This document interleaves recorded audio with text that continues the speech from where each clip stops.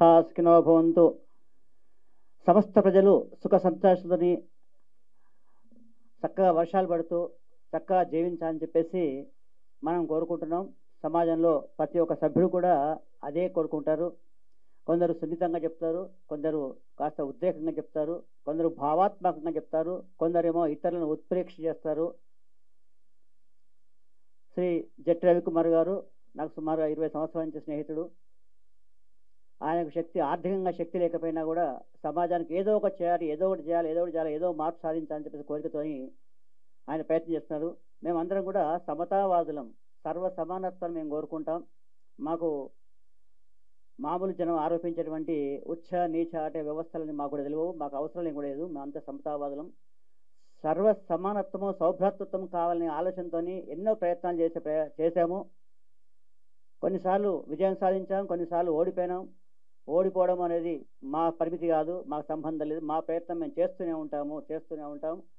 కాబట్టి ఆ ఉద్దేశంతో శ్రీ జట్టి రవికుమార్ గారు మరొక ప్రయత్నము, ఈ సమాజానికి ఏదో ఒక అందించాలి, ఏదో ఒక తన భావాల్ని చెప్పాలి, సమాజం కోసం ఏదో ఒక ప్రయత్నం చేయాలనే ఉద్దేశం లోపల ఈ బ్యానర్ను నిర్మించి జ్ఞాన ఆర్ట్స్ వారి యొక్క సంస్థను స్థాపించి దాని తరపున ప్రేక్షక ఫిల్మ్స్ అనే పేరుతో సర్పంచ్ అనే ఒక నూతన ఆలోచనతో ఒక సినిమా నిర్మించే ప్రయత్నం చేస్తున్నారు. ఆ కథ ఏదో నాకు తెలీదు. మొత్తానికి ఆయన ఏది ఆలోచించినా కూడా నూతనంగా ఆలోచిస్తారని నాకు తెలుసు. కాబట్టి నేను పూర్తిగా 100% నేను ఆయనకు సపోర్ట్ చేస్తున్నాను. సపోర్ట్ చేసి ఈ కార్యక్రమం మొత్తంగా నిర్వహించడానికి అంగీకరించినాను. కాబట్టి మనం అందరం కూడా జట్టి రవికుమార్ గారికి ఈ సందర్భంగా విషెస్ చెప్తున్నాము. తర్వాత మా కరీంనగర్ నుంచి వచ్చినటువంటి మీరు చెప్తారా? ఒక్క నిమిషం, రవికుమార్ గారు మాట్లాడతారు. మాట్లాడండి. శ్రీ బోయినపల్లి వినోద్ కుమార్ గారి పరిచయం కోసం మాత్రమే ఇక్కడికి వచ్చాను. తర్వాత నేను మాట్లాడతాను. బోయినపల్లి హనుమంతరావు గారి గురించి చెప్పడానికి మాత్రమే నేను ఇక్కడ మౌత్ పట్టుకున్నాను. ప్రస్తుతానికి మీడియా మిత్రులకు, వేదికను అలంకరించిన పెద్దలకు, ఈ కార్యక్రమాన్ని తిలకించడానికి వచ్చినటువంటి శ్రేయోభిలాషులకు, ఇందులో డైరెక్టర్లు ఉన్నారు, కళాకారులు ఉన్నారు, వివిధ రకాల వారు ఉన్నారు. వారందరికీ కూడా కళామ తల్లి ఉద్యమాభివందనాలు. ఇప్పుడు బోయినపల్లి హనుమంతరావు గారు, వీరి గురించి ఎంత చెప్పుకున్నా చాలా తక్కువ. ఎందుకంటే వారు స్వతహాగా గాంధేయవాది. వారు చిన్నప్పుడు వారి నాన్నగారితో పూజ్య మన జాతిపిత గాంధీజీ గారితో సబర్మతి ఆశ్రమంలో గాంధీజీ గారితో పనిచేశారు. అలాగే స్వర్గీయ బోయినపల్లి వెంకట రామారావు గారు అంటే వాళ్ళ తండ్రి గారు, వారి పేరు మీద ఎన్నో స్వచ్ఛంద సంస్థలు నిర్మించి ప్రతి ఏటా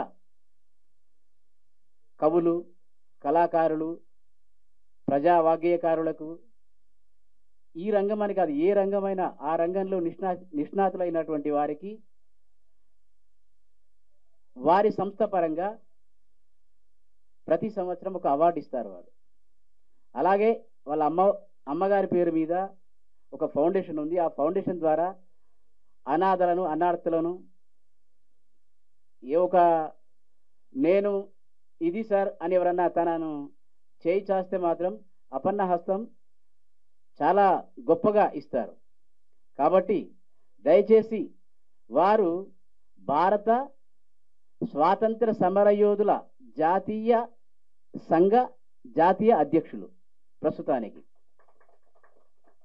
స్వాతంత్ర సమరయోధుల జాతీయ కుటుంబ సభ్యుల సంఘ జాతీయ అధ్యక్షులు ఇప్పుడు ప్రజెంట్ పనిచేస్తున్నారు. ఇక వారికి వారి అమూల్యమైనటువంటి ప్రసంగాన్ని ఇవ్వగలరని మేము విన్నవిస్తున్నాం. నమస్కారం. వేదిక ముందు ఉన్న పెద్దలందరికీ, ముఖ్యంగా మా సమతా కుటుంబ సభ్యులు, మా జిల్లా అంటే మాకు పక్షపాతం ఉంటుంది కదా సత్యనారాయణ గారికి, జెట్టి రవికి, మా మిత్రులందరికీ నమస్కారం. చాలా రోజుల తర్వాత మీడియా మిత్రులందరినీ ఈ రకంగా చూస్తున్నాం. తెలంగాణ రాష్ట్రంకి స్థాపించిన నలుగురిలో మేము అప్పుడు ఆ కాలంలో మేము ఇద్దరు ముగ్గురులో మేము వాళ్ళం. మీడియా వ్యవహారం అంతా నేనే చూసేటప్పుడు. అప్పటికి ఇప్పటికీ మీడియా ఎంతో డెవలప్ అయింది. ఈ కొత్త చాలా మంది కొత్త వాళ్ళు మీడియాలో కనబడుతున్నారు. మీ అందరినీ ఇక్కడ చూడడం కూడా నాకు చాలా ఆనందంగా ఉండదు. అంతా యువకులు ఉన్నారు ఇప్పుడు. అప్పుడంతా చాలా పెద్దవాళ్ళు ఉండేది. ఇప్పుడంతా యువకులంతా మీడియాను అంతా డామినేట్ చేస్తున్నారు. మీడియాకు వాళ్ళ కంట్రిబ్యూషన్ చాలా సబ్స్టెన్షియల్గా ఉన్నది. I wish you all media persons all the best and the best future for them in their career.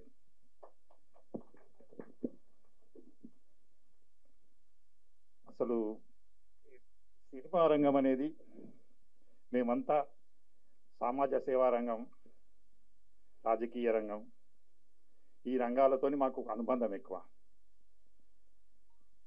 జెట్టి రవి ఓ ఉద్యమకారుడు మాలాగానే. ఇప్పుడు వారు చెప్పినట్టు ఇప్పుడు నడిచేదంతా ఈ పొట్టి వాళ్ళదే నడుస్తున్నది. ఇప్పుడు అంత కథ ఈ రాష్ట్రాధినేతలు వీళ్ళంతా కూడా అంతా పొట్టి వాళ్ళ జమానా నడుస్తున్నది. మా వంటి పొడుగు వాళ్ళకి పెద్దగా ప్రాధాన్యత లేదు ఈ కాలంలో. వాళ్ళే వాళ్ళ గట్టితనాన్ని నిరూపించుకుంటున్నారు. వాళ్ళే చేస్తున్నారు. ఏది చేసిన కార్యక్రమాలు వాళ్ళే చేస్తున్నారు. సాధించేది అన్ని వాళ్ళే సాధిస్తున్నారు. అన్నిటినీ ఈ సమాజాన్ని అన్ని రంగాలను వాళ్ళే ప్రభావితం ఎక్కువ చేస్తున్నారు. అది చాలా సంతోషకరమైన విషయం. అయితే నన్ను ఇంట్రడ్యూస్ చేసుకుంటూ వాళ్ళు రకరకాలుగా ఇంట్రడ్యూస్ చేసిండ్రు. మీ అందరికీ నేనే సరిగ్గా ఇంట్రడ్యూస్ చేసుకోవాల్సిన అవసరం ఉన్నది కనుక నేను ముందు నా గురించి నేను ఎవరు అనేది మీకు తెలవాలి కనుక ఒక నిమిషం నేను నా గురించి చెప్పదలుచుకున్నాను. నేను ఒక స్వాతంత్ర సమరయోధుల కుటుంబానికి చెందిన వ్యక్తిని. మా నాన్నగారిని కరీంనగర్ గాంధీ అంటారు. ఆ కాలంలో పివి నరసింహారావు గారు, వారు మిత్రులంతా చాలా అనేక మంది, కొండా వెంకటరంగారెడ్డి గారు, ఆ తరం నాయకులంతా స్వాతంత్రం కోసం పనిచేసిన అనేక మందిలో ఆయన ఒకడు. ఆయన ఒక జాతీయ స్థాయిలో ఒక వెటరన్ ఫ్రీడమ్ ఫైటర్గా ఆయనకు గుర్తింపు ఉన్నది. కనుక మా చిన్నతనం నుంచి ఈ స్వాతంత్రం గురించి, స్వాతంత్ర పోరాటం గురించి, అనేక రకాల సంఘటనల గురించి మాకు కొంత అవగాహన రావడానికి కారణం ఆ కుటుంబంలో ఉండడమే. అదే రకంగా మా నాన్నగారు ఒక 70 సంవత్సరాల కింద ఆయనే సీనారాయణ రెడ్డి గారు కలిసి, సీనారాయణ రెడ్డి, పివి నరసింహారావు కలిసి సారస్వతి జ్యోతి మిత్రమండలి అని ఒక సాహితీ సంస్థను స్థాపించారు. అది ఇప్పటికీ 77 సంవత్సరాలు పూర్తయింది ఆ సంస్థకు. ఆ సంస్థ నుంచి వారు గతించిన తర్వాత 2014లో వారు మరణించడం జరిగింది. దాని తర్వాత ఏదైతుందో మేము ప్రతి సంవత్సరం ఒక బొవేరా పేరు మీద ఒక అవార్డు, బొవేరా సాహితీ పురస్కారం అని ఇస్తున్నాం. అట్లాగే మొదటిసారి మేము ఈయనకి ఇచ్చాం, మన జయరాజ్కు తర్వాత ఇచ్చినాం, గోరేటి వెంకన్నకి ఇచ్చినాం, తర్వాత గూడు అంజయ్యకి ఇచ్చినాం. మా కార్యక్రమాల్లో కూడా సామాజిక న్యాయం ప్రతిఫలించాలని, పూర్తిగా ఏదో అగ్రవర్ణాల కోసం చేసిన ఉండకూడదని చెప్పి వీళ్ళని ప్రోత్సహించాలని చెప్పి ఎప్పుడు కూడా మేము ఈ సమాజాన్ని ప్రభావితం చేయడానికి పూనుకొని వాళ్ళ సాహిత్యం ద్వారానో, వాళ్ళ కవిత్వం ద్వారానో, వాళ్ళ రచనా ప్రక్రియ ద్వారానో సమాజానికి కొంత మేలు చేసి సమాజాన్ని కొంచెం చైతన్యం చేయడానికి పూనుకున్న వాళ్ళకి అవార్డు ఇచ్చుకుంటూ వస్తున్నాం.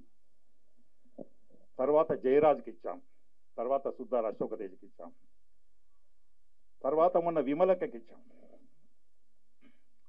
అట్లే ఒక స్మారకోపన్యాసం అని పెట్టేసి తర్వాత ముందు అనేక మంది, జి శ్రీనివాస్ గారు, ఎడిటర్ శ్రీనివాస్ ఆంధ్రజ్యోతి, రామచంద్రమూర్తి గారు, గంటా చక్రపాణి, రీసెంట్గా ఆర్ఎస్ ప్రవీణ్ కుమార్ గారు, వీళ్ళందరూ స్మారకోపన్యాసం చేస్తూ వస్తున్నారు. ఆ నేపథ్యంలో అంటే ఒక సృజనాత్మక రంగానికితో ఒక సాహితీ రంగంతో ఆ రకంగా మాకు అనుబంధం ఉన్నది.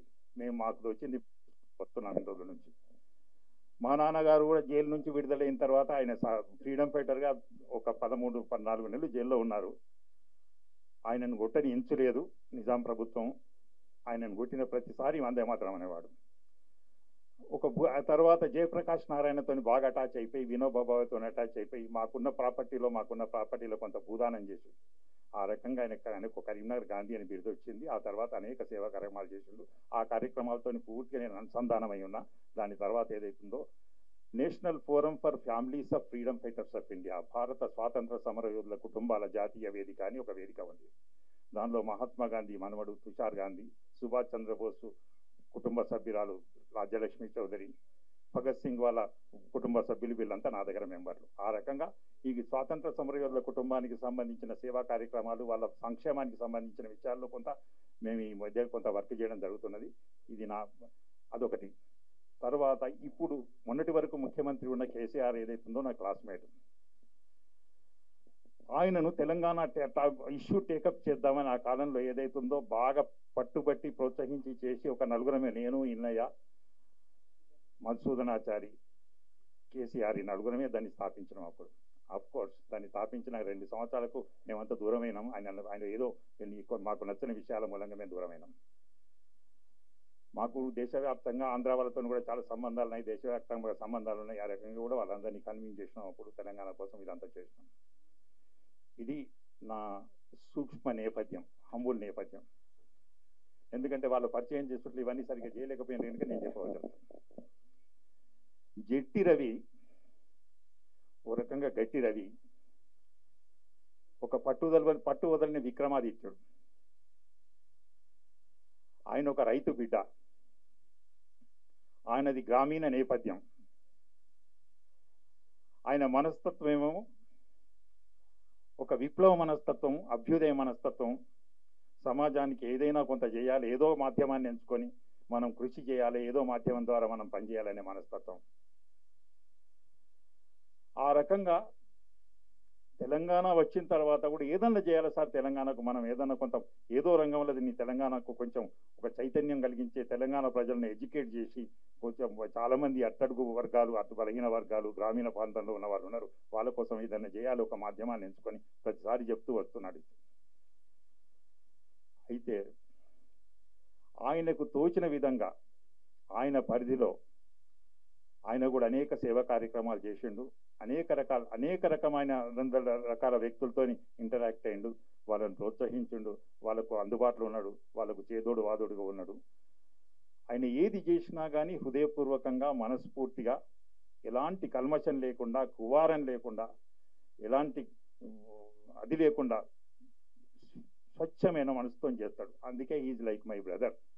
ఇవాళ ఎట్టి పరిస్థితుల్లో ఏదేమైనా నేను కరీంనగర్లో ఉన్నా, నేను ఢిల్లీ నుంచి వచ్చి కరీంనగర్ పోయినాను. కరీంనగర్ పోయినాక ఇవాళ ఖచ్చితంగా రావాలంటే అక్కడ బ్యాగ్ పెట్టేసి ఐ కేమ్ రన్నింగ్. ఇది ఈ టైటిల్లోనే ఒక విలక్షణత ఉంది. జ్ఞాన ఆర్ట్స్ వారి నేను పరిచయం చేసుకోవడం మర్చిపోయినాను. నేను కూడా తెలంగాణ విజ్ఞాన సమితి అని పెట్టాను. రకరకాల మనుషులు రకరకాలుగా చెప్తున్నారు తెలంగాణ గురించి, రకరకాల స్వార్థ ప్రయోజనాల కోసం తెలంగాణ వాదాన్ని వాడుకుంటున్నారు. మనది ఉన్నట్టు చెప్పడానికి ఒక వేదిక కావాలని తెలంగాణ విజ్ఞాన సమితి అని పెట్టాం. అప్పుడు అట్లే ఈ జ్ఞానం అంటే నాకు జ్ఞాన ఆర్ట్స్ అంటే విజ్ఞాన సమితి జ్ఞాపకం వస్తుంది.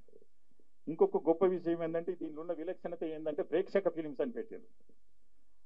అంటే ఒక రాజకీయ పార్టీ, పొలిటికల్ ఓటర్స్ పార్టీ అని పెట్టుకున్నట్టుంది.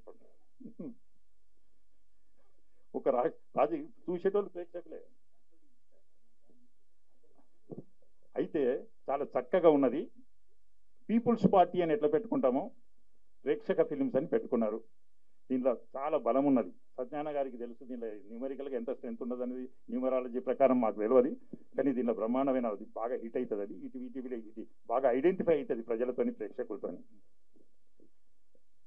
ఈ ప్రయత్నం ఇది ఒక సృజనాత్మక రంగం, క్రియేటివ్ ఫీల్డ్. ఇక్కడ 100 కోట్ల రూపాయలున్నా, మణిమాణిక్యాలున్నా, లేకపోతే ఎంత హైప్ క్రియేట్ చేసినా, ఎంత గ్లామర్ తీసుకొచ్చినా అల్టిమేట్గా టాలెంట్ కౌంట్స్. అల్టిమేట్గా ప్రజలు ఆదరించే, ప్రజలకు నచ్చే, ప్రజలు మెచ్చే టాలెంట్ను మనం ఏ రకంగా ప్రజెంట్ చేస్తాం అనేది ఇంపార్టెంట్ ఇక్కడ. అదే సృజనాత్మకత, క్రియేటివిటీ. డెఫినెట్గా జనజీవన వ్యవస్థతోని అట్టడుగు స్థాయిలో గ్రామీణ ప్రాంతంలో ప్రజల మనస్తత్వం ఎట్లుంటుంది, ప్రజాబాహుల్యం ఏ రకంగా ఆలోచన చేస్తారు, వాళ్ళను ఏ రకంగా వాళ్ళ ప్రాబ్లమ్స్ను అడ్రస్ చేయాలా, వాళ్ళ ప్రాబ్లమ్స్ను ఏ రకంగా హైలైట్ చేయాలా, వాళ్ళను ఏ రకంగా కార్యోన్ముఖులను చేయాలా, వాళ్లకు ఒక రకమైన ఒక విలువలతో కూడిన వ్యవస్థతో వాళ్ళని అనుసంధానం ఎట్లా చేయాలా అనే దాని విషయం గురించి జట్టి రవికి సమగ్రమైన అవగాహన ఉన్నది. ఎందుకంటే ఆయనకు క్షేత్రస్థాయిలో, ఆయన జీవితం అంతా క్షేత్రస్థాయిలో ప్రత్యక్షంగా ప్రజలతో జీవించిన మనిషి కనుక ఆయన చేసే ఈ ప్రయత్నం ఏదైతున్నదో, ఆయన ద్వారా జరగబోయే ఈ ప్రయత్నము, వారి మిత్రులు అనేక మంది వాళ్ళు ఏదైతున్నారో వాళ్ళంతా నిష్ణాతులు, వాళ్ళు కూడా హృదయపూర్వకంగా ఒక కమర్షియల్గా కాకుండా, ఒక వ్యాపార దృక్పథంతో కాకుండా, కమర్షియల్గా కాకుండా పూర్తిగా ఈ ప్రయత్నాన్ని మనం అందరం భుజం మీద వేసుకొని ఎట్టి పరిస్థితుల్లో దీన్ని విజయవంతం చేయాలనే ఒక దృఢ సంకల్పంతో వాళ్ళు ఉన్నారు కనుక ఖచ్చితంగా ఈ ప్రయత్నం ఏదైతుందో అద్భుతంగా విజయవంతం అవుతుంది. విజయవంతం కావాలని కోరుకుంటున్నా. ప్రజాబాహుల్యాన్ని, ప్రేక్షకులను ఉర్రూతలోగించి ప్రేక్షకుల మీద ఒక సమాజం మీద అద్భుతమైన ప్రభావాన్ని చూపెట్టే మంచి సినిమాలు ఈ బ్యానర్ ద్వారా రావాలని, ఈ బ్యానర్కు దినదినాభివృద్ధి ఉండాలని నేను కోరుకోవడం లేదు, ఈ బ్యానర్కు క్షణాభివృద్ధి ఉండాలని కోరుకుంటూ నేను సెలవు తీసుకుంటున్నాను. వేదిక మీద ఉన్న పెద్దలకు, వేదిక ముందున్న పెద్దలకు అందరికీ నా యొక్క నమస్కారాలు. నా పేరు Dhanraj, artist union joint secretary. అలాగే మొన్న ఎలక్షన్లో చిత్రపతి కాలనీలో కూడా మా కాలనీ వాసులంతా మళ్ళీ నన్ను జాయింట్ సెక్రటరీగా ఎన్నుకున్నారు. ఇప్పుడు ప్రస్తుతం చిత్రపతి కాలనీలో ఉంటున్నాను.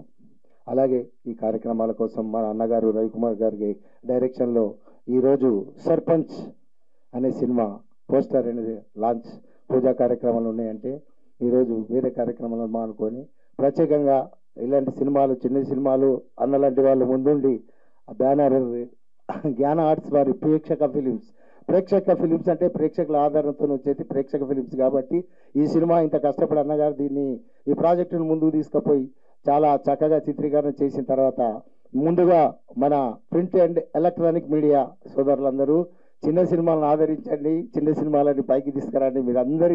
మీరందరి ఆధ్వర్యంలో చేస్తే చిన్న సినిమాలకు కూడా ప్రాణం పోయండి మీరందరూ కలిసి. కాబట్టి ఈ యొక్క ప్రయత్నము అన్నగారిది దిగ్విజయంగా సక్సెస్ కావాలని కోరుకుంటూ మీ అందరికీ ప్రత్యేక ధన్యవాదాలు తెలియజేస్తున్నాను. నమస్తే.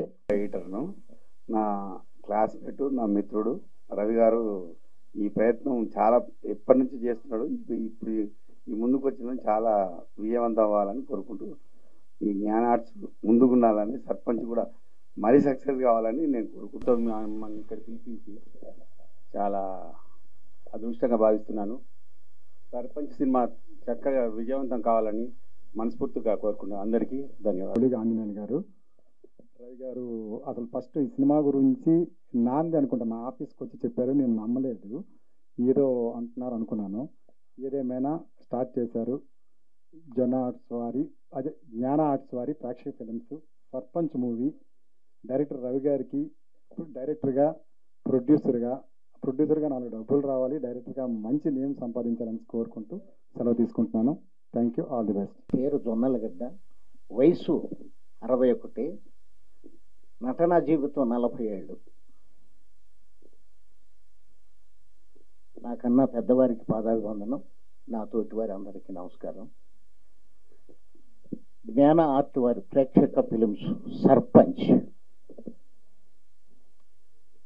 టైటిల్. ఈ 40 ఏళ్ల నటనా జీవితంలో కొన్ని టైటిల్ ప్రజల్లోకి వెళ్ళలేవు. సర్పంచ్ అనే టైటిల్ సింపుల్గా ఉంది. ఈవినింగ్ కల్లా ప్రపంచ తెలుగు ప్రజలకు వెళ్ళిపోతుంది మీడియా ద్వారా. ముఖ్యంగా మీ మీడియా వారికి కూడా నమస్కారం. అవునండి, ఇది ప్రేక్షకులకి ఈవినింగ్ కల్లా సర్పంచ్ వెళ్ళిపోతుంది. రవి గారికి కంగ్రాచులేషన్స్ ఈ టైటిల్ పెట్టినందుకు. సినిమా అంతా ఎలా ఉన్నా 10 నిమిషాలు కనుక మీరు ప్రేక్షకులకి ఆనందం అందిస్తే చరిత్రలో నిలిచిపోద్ది title Sarpanch. Thank you very much. వేదికను అలంకరించిన పెద్దలు శ్రీ బోయినపల్లి హనుమంతరావు గారు, అలాగే కుడికాల ఆంజనేయులు గారు, పెండ్యాల సత్యనారాయణ శర్మ గారు, ఇక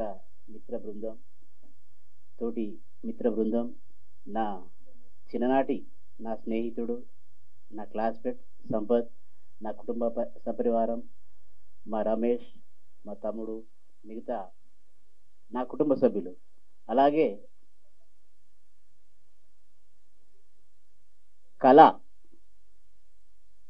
కళాకారులు,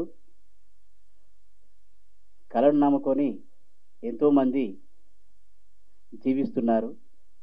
వారందరికీ మా జ్ఞాన ఆర్ట్స్ ప్రేక్షక ఫిలిమ్స్ వారి హృదయపూర్వక కళాభివందనాలు. ముఖ్యంగా మిత్రులు, ప్రింట్ మీడియా, ఎలక్ట్రానిక్ మీడియా మిత్రులకు పేరు పేరున కళామ తల్లి వందనాలు. నేను నా గురించి చెప్పాలనుకుంటే కస్తూరి సీరియల్ దాదాపు మీ అందరికీ, అంటే ఇప్పుడు యూత్కి గుర్తుండకపోవచ్చు. కస్తూరి సీరియల్ వస్తుంది, అప్పుడు స్వర్గీయ శ్రీ అచ్యుత్, తర్వాత ఇప్పుడు ఫేమస్ అయినటువంటి మెయిన్ కమెడియన్గా రాణిస్తున్నటువంటి హర్ష, వీరిద్దరితో నేను 1997లో పాపం పసివాడు అనే సీరియల్ అనౌన్స్ చేశాను. పాపం పసివాడు అనే సీరియల్ అనౌన్స్ చేశాను. చేసి 8 ఎపిసోడ్లు టేకప్ చేశాం. ఆ తర్వాత మా ప్రొడ్యూసర్, అప్పుడు వేరే ప్రొడ్యూసర్ ఉండే, అతడు మాకు హ్యాండ్ ఇవ్వడం జరిగింది. టెలికాస్ట్ కాకముందే అనుకున్నాం ఇంకా ఈ సినీ పరిశ్రమకు రావద్దు అని వెళ్ళిపోయాను. తర్వాత మధ్యలో చిన్న చిన్న ప్రయత్నాలు చేశాను, సత్ఫలితాన్ని ఇవ్వలేదు.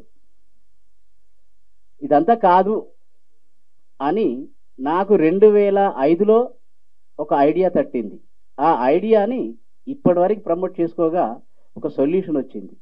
దానికి ఎవరో ఎందుకు, ఎవరో వస్తారని, ఏదో చేస్తారని కాకుండా నాకుగా నేను అప్పటి నుండి నాకు తోచినంత విధంగా నేను ప్రయత్నం చేస్తూ ఈరోజు ప్రొడ్యూసర్ గాను, యాజ్ ఎ డైరెక్టర్ గాను నేనే ముందుకు వస్తా ఇంకా అని చెప్పేసి వస్తున్నాను. అందుకు మీ అందరి ఆశీస్సులు కోరుతున్నాను. థ్యాంక్ యూ అండి. ఇక బ్యానర్, చాలామంది కుటుంబ సభ్యులలో తల్లిదండ్రుల పేర్లో, లేకపోతే దేవుళ్ళ పేర్లో, లేకపోతే పిల్లల పేర్లో, ఇతరత్ర వారి కలిసి వచ్చే పేర్ల మీద పెట్టుకుంటారు. కానీ నేను జ్ఞాన ఆర్ట్స్ అని అంటున్నానంటే మిమ్మల్ని ఒక క్వశ్చన్ అడుగుతానండి, దయచేసి ఎవరైనా సమాధానం చెప్పండి. ఈ ప్రపంచాన్ని మానవుని శాసిస్తున్నది ఏంటిది?